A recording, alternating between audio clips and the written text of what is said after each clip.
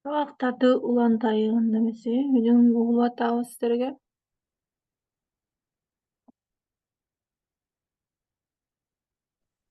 Кандай Угулуп жатат, кандайсың, жакшы Айсыл? жакшысызбы? Сиз эми кошулдуңузбу? Мен жаңы кире албай калдым эле, кайра обновить этип эми кирип атам.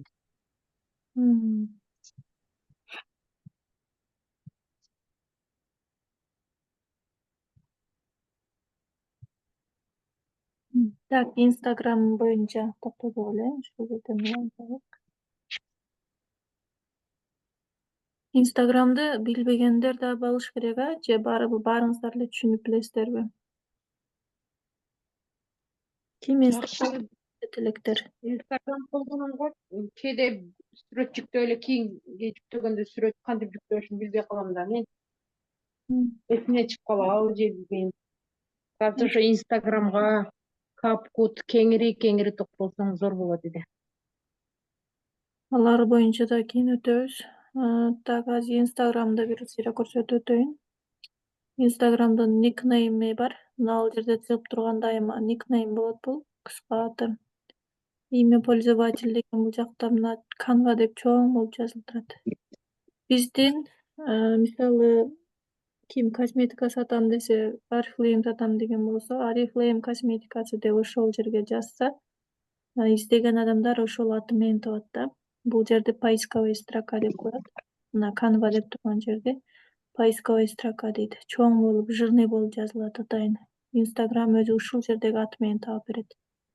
Ким эмне деп жазып койгон болсо. Анан аватарга дагы аккаунтты жасаган, мына уже упаковка боюнча айтып кете берейин да. Упаковка кылганда жасайбыз деген сөз. Мына ал жерге жакшы тунук түшкөн жана аркада ашыкча фон жок адам, эгер өзүңүздүн сүрөтүңүздү койгуңуз келсе, өзүңүз мындай аркаңызда ызы чуусу жок түшкөн сүрөттү, аккуратный сүрөттү коюп коюш керек. Болбогон ашыкча мындай эле романтичный сүрөттөрдү койгондон көрө адам өзүнө койсо ишенимдүү болот да аккаунт. Анан текстовый описание деген бар. Мына бул жер описание. Сиз эмне иш кыласыз, кандай ийгиликтериңиз бар эле, кандай жыйынтыктарды чыгара аласыз, кандай результат көрсөтө аласыз, ошолор боюнча айтылат бул жакта. Ссылка деп турат. Ондай көгөрүп турган жазуу бул ссылка болуп эсептелет. Бул жерге может бирөө өзүнүн ссылкасын койсо, сайтынын ссылкасын койсо болот. Анан WhatsApp'тагы номеринин ссылкасын коюп койсо дагы ушуну басып туруп эле кирип кете берет. Кнопки для связи. Мына ал жерде написать дегендер бар. Ушул жактан написать басып, Gmail почтасына да кат жазса болот. И мына ал жердегилер обложка, актуальный историй. Актуальный дегендер дайыма бул жерде сакталып турат булар. Биринчи историяга бир күн коесуз, ошол сакталган нерсени анан актуальныйга сактап койсо болот. Мына алар дайым ушул жерде турат да, өчүп кетпейт алар. Так, историялар кандай жүрөт? Историялар мынтип өзүңүздүн, мисалы, мына аккаунттун сыртында турсаңыз, могу тегеректи бассаңыз, историялар ачылат мындай болуп. Негизи эгер аккаунтта история коюлган болсо, монтип чекеси кызарып турат, белги болуп. Анан историясы жок болсо, мындай пустой эле туруп калат. Бул жакта история бар болуш үчүн турат да. Историялар мындай болуп ачылат. Моундай жеринде адамдын өзүнүн немеси турат. Анан бул жерде эме дагы болот. Так, өтүп кетти. Канча саат мурда коюлганы да көрүнүп турат мына ал жерде. Анан историяга сиздер ар кандай колдонсоңуздар болот. Историяга сүрөт да өткөрсө болот, видео да койсо болот. Моундай стикерлер коюлат, отметка да жасалат. Отметка кылганда историяга кирип туруп, баягы могу собачканы тапса, ушул белгини койгондон кийин эле упомянут деген сөз бар. Упоминание деген. Ошону басса дагы ушул белги чыгып калат, собачка.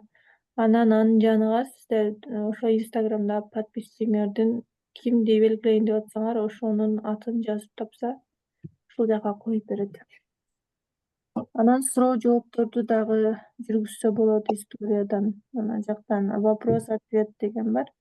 Ошону басып, ушул жака суроону жазып туруп койсо болот. Да, нет дегенди басып, көргөн адам жооп берип кете берет.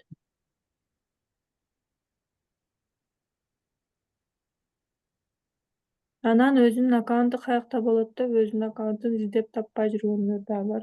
Мына ал жерде эң биринчи турган болот. Инстаграмдын башта киргенсиздерде. Анан мына астки жакта адамдын өзүнүн сүрөтү турган болот. Ушул жакты бассаңыздар өзүңүздөрдүн аккаунтка өтөсүздөр. Бул жака Инстаграмдан сүрөт, видео чыгарыш үчүн мына сиздер мисалы Инстаграмдан эң биринчи кирген бетте турасыздар да. Мына плюсту басса, сүрөт, видео чыгара турган жака келесиздер. Же үстүндө мындай камера бар.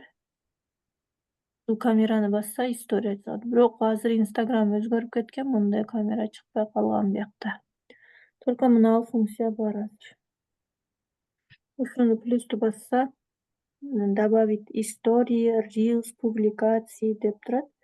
Арасынан тандайсыздар арасынан кайсынысын өткөрөйүн деп. Ошого жараша тандап чыгара бересиздер. Инстаграмдагы рилстер инструменттери, алардын инструменттери да бар. Reels деген бөлүм негизи баракчанын мындай жеринде, мисалы мына баракча болсо, бул баракчанын мына экинчи катарда видеонун сүрөтү турган Reels бөлүмү. Сиздер ушуну бассаңыздар, Reels жактагы мындай узун экрандуу болгон видеолоруна өтөсүздөр. Мына клетканын сүрөтү турат. Бул клетканын сүрөтүн бассаңыздар, ал жакта только баягы сүрөттөр, кыркылган видеолор, мындай клетка катары лентасы көрүнөт да. Ал биринчи бети. Экинчи бети бул рилстердин топтому болот экинчи бетинде. Мисалы, мына рилсти басканда монтип узун болуп видеолору көрүнүп калат. Анан мына үчүнчү бул жагында отметка деген да болуш керек, мондой. Биздин Инстаграмдарда азыр мына нерсе жоголуп кеткен, мына үчөө эле бар да азыр отметки. Сиздер жакшы билишиңиздер керек болгон мына лента, анан мына Reels бөлүгү, ошону жакшы түшүнө алсаңыздар керек. Бир нерсе Инстаграмдан издей истесеңиздер, мына лупаны басасыздар. Домашний страница ачыш керек болсо, кайра муну басасыздар. Кайра өзүңүздөрдүн личкага өтүш үчүн мына ал жакта өзүнүн сүрөтү турат адам. Оң жакта бурчта ошол турат, ошого түшсөңүздөр, аккаунттун настройкаларына кайтып келесиздер. Эми так, азыр Инстаграмда сүрөт, видео чыгаруу үчүн мына үстүндө да белги чыгып калган, мындай плюс белги. Ушул белги үстүндө да турат. Анан мына улардын катарында да турат, бир плюс чыгып калат. Ошол эле плюсту тапсаңыздар, үстүнөнбү, астынанбы тапсаңыздар эле уже ачылат эмечи, мына бөлүк ачылат, создать деген. Публикация киргизсе болот, история киргизсе болот, актуальный история.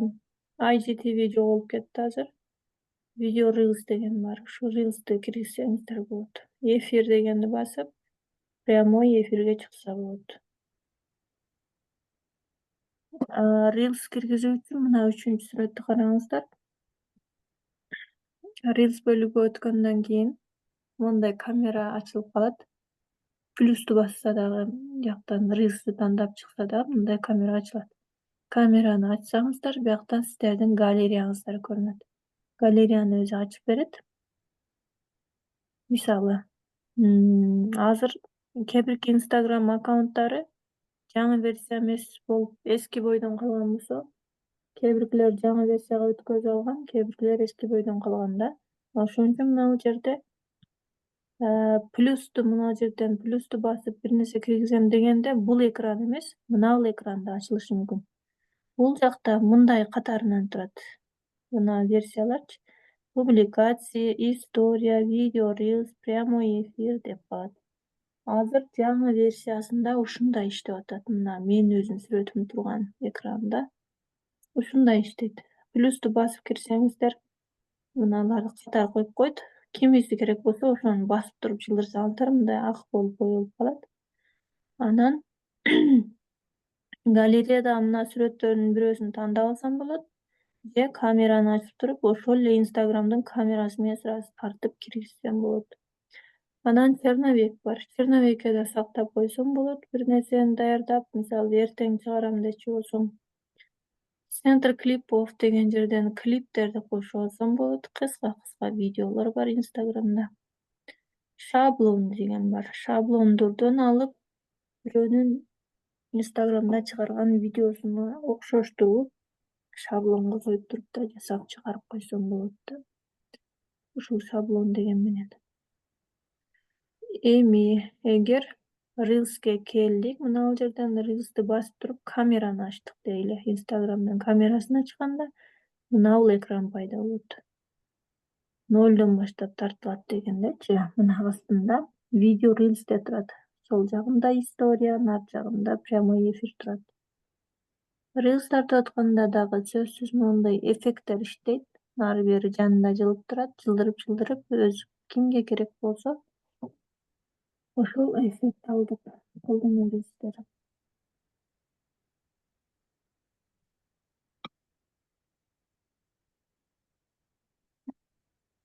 Анан мына бул белги, стрелкалар булар камераны алдына, аркага жылдыра турган. Передний камера, задний камера деген түшүнүк. Аудио деген чыгат мына бул белги. Видео Reels'ке музыка кошуп, музыка менен тартса болот. Эффекти деген жерде мына бул жерде эффекттер бар. Бул баягы бетини оңдоп койгон, сулуу кылып тарткан ошол эффекттердин баарын ушул жактан табасыздар. Коллаж деген бар. Коллажга кирсеңиздер 3-4 сүрөттү, 5-6 сүрөттү бириктирип, кесип жайгаштырып берет бир картинанын ичине. Зелёный экран деген бар. Бул кээде чыгып, кээде чыкпай калат. Муну да колдонгондор бар. Ваш ответти дагы колдонгондор бар. Мен колдонбойт экенмин. Длительность деген бар мына бул жакта. Бул узактыгы. Reels'тин узактыгы негизи эң көбү 90 минута, 1,5 минута. Андан ашык узак болуп кетсе, Instagram өзү кесип кыскартып коет. Reels'ти дайыма ошондой 1,5 минутага чейин гана чыгара аласыздар да. Эгер узун видео болсо, бир нерсени көп нерсени айтыш керек болсо, анда аны 2 бөлүп чыгарыш керек болот. Же тез сүйлөтүп, түрдүрүп туруп 1,5 минутанын ичинде бүтүрүп анан чыгарыш керек болот да видеону. Себеби Reels'ти атайын кыска видеолорду көп адамдар кыска видеону көрөт да, узун видеолорун акырына чейин көрбөй коет да. Ошон үчүн Reels бөлүгүнү Instagram ойлоп тапкан. TikTok'то да кыска видеолор көп дагы түрдүрүп эле көрө берет да го жаман көп. Анан кыска видеолор тез просмотрун көбөйтөт да. Себеби 1 минутада көрүлүп бүтүргөн неме тез эле өтүп кетет дагы. Биринин аркасынан бири адамдар көрө берет да. Кыска минуталуу болгон үчүн просмотр көп алат. Узак болгон немелерди элдер көп көрбөйт. Узакты тажап кетишет, зеригип кетет дагы. Көп көрбөй эле просмотр дагы аз болуп калат.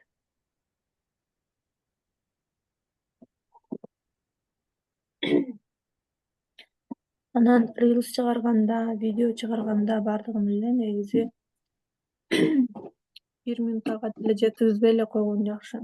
Кыска 5 секунд, 10 секунд, ашып барса 15 секундага чейин эле чыгарсаңыздар ошол дагы жетет. Зато эме болот да, просмотр тез көбөйөт да анын. Себеби кыска видео оңой эле көрүп өтүп кете берет да элдер. Узун видеонун көрүнүшү, просмотру көбөйтүшү кыйыныраак.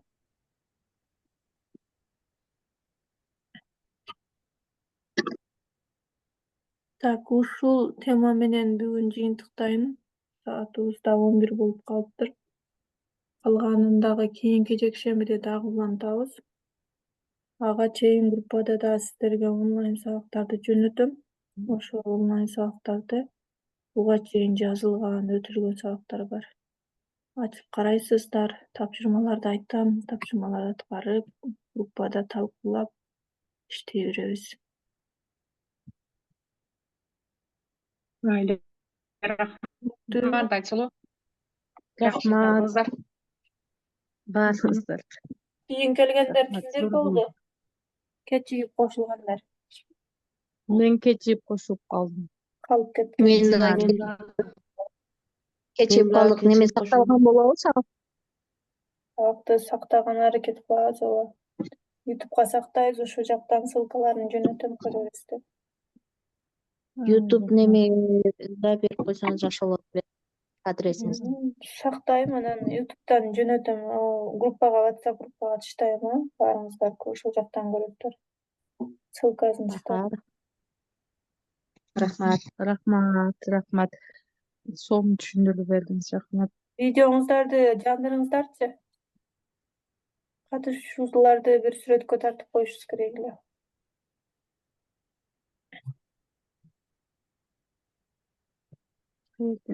Жакшы түшүнбөйсүз.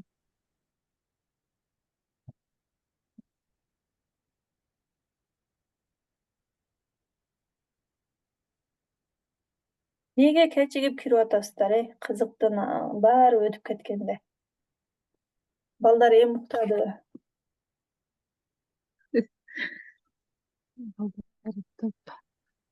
Телефон колбойт кече. Мен телефондон бирок зумдан немени киргизе албай жатам, камераны. Разрешение сурап атабы, уруксат сурап атабы? Битте ручка турат, анан камера турат, остановить деген турат, анан участники деп турат, анан чат.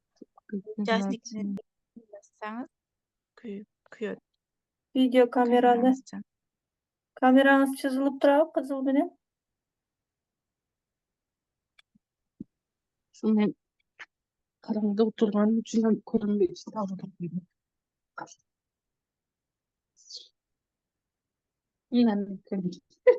Көрүндү, сүйүнүп кеттим.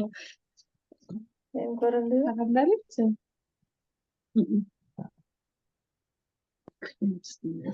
Майли, рахмат. Сонун түшүндүрүп бердиңиз. Ошо Инстаграмдан мени жүргүзө албай, үйдө баягы выпечка пиширип эме кылам да, группаларга бөлүшүп атып, зорго сатам. Инстаграмдан көбүрөөк сатат дейм деп ойлоп аттым да. Ошо жакшы болду. Инстаграмда үйрөнүп алсаңыз, ал жактан да жасай бересиз. Сиз каякта сатып атасыз? Эмнелерди биширип сатып атасыз? Кайсы айылда жашайсыз? Бужумда жашайм. Группага ошо биздин элге, батиринге сатат. Нелерди жасап сатып атасыз? Выпечка, корзинка, пирамиданан, самса, каттама, ошондой торсук, чакчак, пахлава, саляк, ошентип. Ал андай нерселердин сезону келип атат, эми раса сатасыз да. Ушу мастер-класстардан алгадан чектеп эле турсаңыз, жагы жолдорун көрсөтөбүз. Чогулушуп сатышабыз балким. Рахмат. Ошол өзү көптөн бери ушул келиним эле жалынатын эле. Эч Инстаграмга кирген эмеске, күйөөм уруксат бербей, анан ошо келинге үйрөтүп койчу, мени ачып койчу, мынтип видео монтаждап берчи деп ошентип жалынатын эле. Колум тийсе деп кээде монтаждап, кээде анан ол эместен чыгып иштейт, ошентип атып эле. Сабакты күттүм эле, бирок өткөзүп жарым саат немеси өткөзүп. Буга чейин эме сактап 10-20 мүнөт өткөндөн баштап. Ошо сабак узун болот деп 9га чакырдым да, баарыңыздар кириңиздер деп. Макул болуптур, жакшы салыңыздар. Онлайн сабак бар, ошолорду коюп жасай бересиздер. Рахмат. Рахмат, Айсулу. Группадан чыкпай туруңуздар, сүйлөшөбүз, да 1 ай жүрөбүз айнек.